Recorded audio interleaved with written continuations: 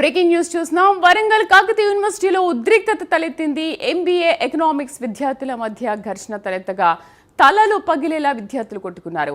హాస్టల్లో చికెన్ కోసం విద్యార్థులు గొడవ పడినట్లు తెలుస్తోంది. దీంతో పలువురు విద్యార్థులపై కేసు నమోదు చేసిన పోలీసులు కేఈలో పికెటింగ్ ఏర్పాటు చేశారు.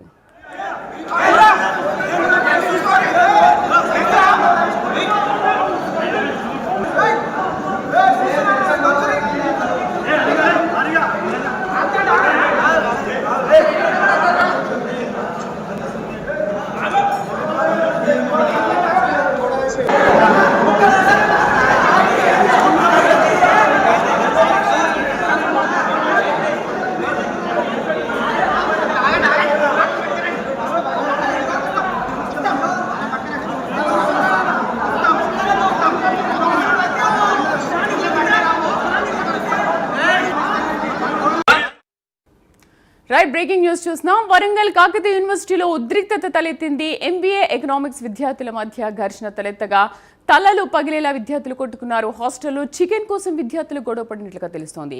దీంతో పలువురు విద్యార్థులపై కేసు నమోదు చేసిన పోలీసులు కేఈలో పికెటింగ్ ఏర్పాటు చేశారు. మా కరెస్పాండెంట్ తిరుపతి పూర్తి సమాచారం అందిస్తారు. తిరుపతి, తలలు పగిలేలా కొట్టుకుంటున్నారు అంటే నిజంగా చికెన్ ఇష్యూనేనా, లేకపోతే ఆ ఇద్దరి మధ్య ఇంకేదైనా ఇష్యూస్ ఉండొచ్చా?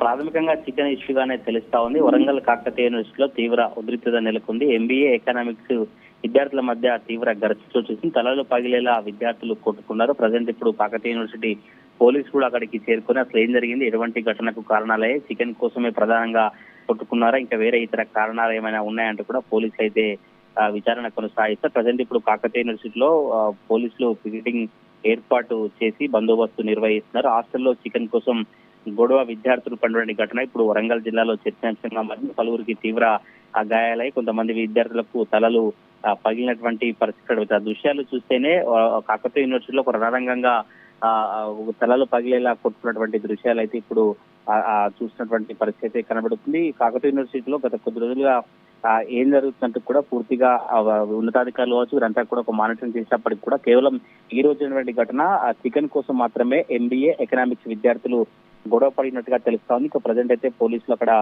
పికెటింగ్ ఏర్పాటు చేసి ఇంకా మరి ఎటువంటి గొడవలు కావచ్చు మరి ఎటువంటి జరగకుండా చూసినటువంటి పరిస్థితి. కేవలం చికెన్ పంపకాల మధ్యలో మాత్రమే ఈ ఘర్షణ చోటు చేసుకుంది. మాట పెరిగి ఒకరిపై ఒకరు దాడి చేసినటువంటి ఆ సిచ్యువేషన్ కూడా తోటి విద్యార్థులు కావచ్చు కాకతీయ యూనివర్సిటీకి సంబంధించినటువంటి సిబ్బంది అయితే చెప్తారో చూడాలి. ఇంకా పూర్తిగా పోలీసులు దర్యాప్తు కొనసాగిన తర్వాత అసలు చికెన్ పంపకాలలో ఎటువంటి గొడవ జరిగింది, చికెన్ పంపకాలకు సంబంధించినటువంటి గొడవ ఎందుకు జరిగింది, ఎవరెవరు మొదటగా మాట పెరిగి దాడి చేసుకున్నటువంటి పూర్తి వివరాలు అయితే పోలీసులు సేకరించినటువంటి పరిస్థితులు కనబడతా ఉన్నాయి. శ్రీదేవి, సో ప్రస్తుతం తిరుపతి అక్కడ కేయులో పరిస్థితి కంట్రోల్లోనే ఉందా? అయితే కాలేజ్ యాజమాన్యం ఏమంటుంది, వాళ్ళపైన ఎటువంటి చర్యలు తీసుకుంటుంది? మరి ప్రస్తుతం ఇప్పుడు కాకతీయ యూనివర్సిటీలో మాత్రం అదుపులోకి పోలీసులు తీసుకొచ్చారు.